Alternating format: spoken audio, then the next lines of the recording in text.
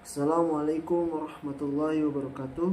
Perkenalkan, nama saya Fadli Hafid Prasetyo dengan NIM 2414200147. Saya akan menyampaikan hasil ringkasan ilmu yang disampaikan oleh Bapak Sabilil Hakimi Amizwar MM CPMM pada minggu lalu.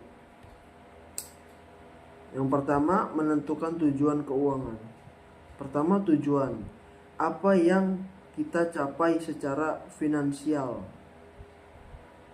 Misalnya, membeli rumah, membayar biaya pendidikan, liburan, atau menyiapkan dana pensiun. Yang kedua, jangka waktu pendek, menengah, dan panjang.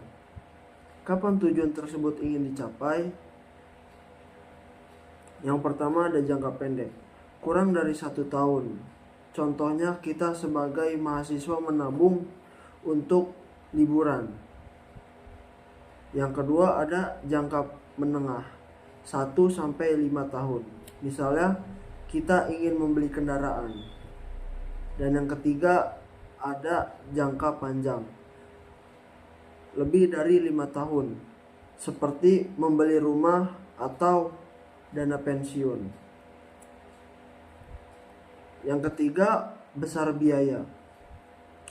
Berapa dana yang dibutuhkan untuk mencapai tujuan tersebut? Ini membantu kita menentukan beberapa besar tabungan atau investasi yang harus disiapkan setiap bulan.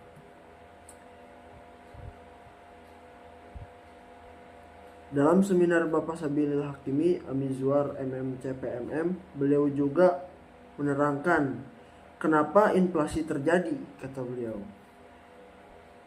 Jumlah uang beredar naik. Jawabannya itu jumlah uang beredar naik. Teori ekonomi penawaran versus permintaan, supply demand. Jumlah uang naik, jumlah barang sedikit, harga barang ikutan naik. Yang kedua, tidak stabil secara politik dan ekonomi. Dalam seminar Bapak Sabilil Hakimi tersebut,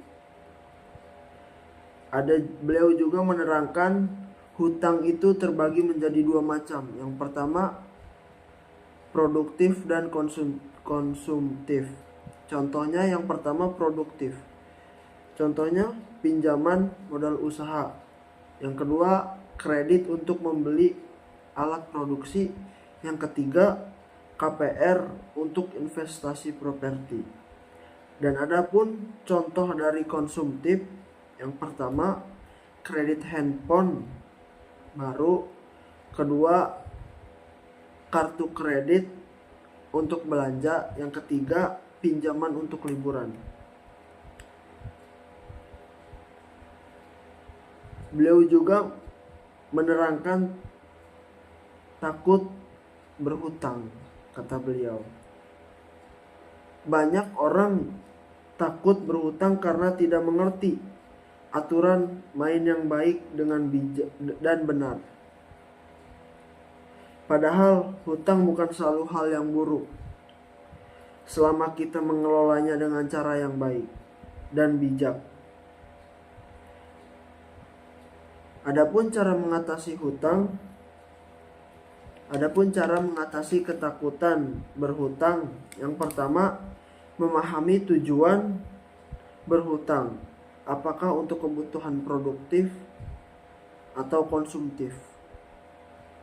Yang kedua, hitung kemampuan membayar.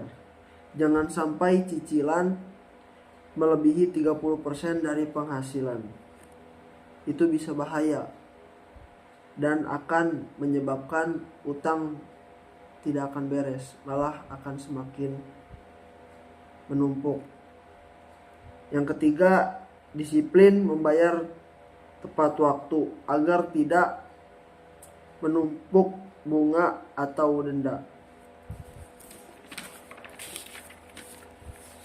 Beliau juga menerangkan tentang kebutuhan darurat.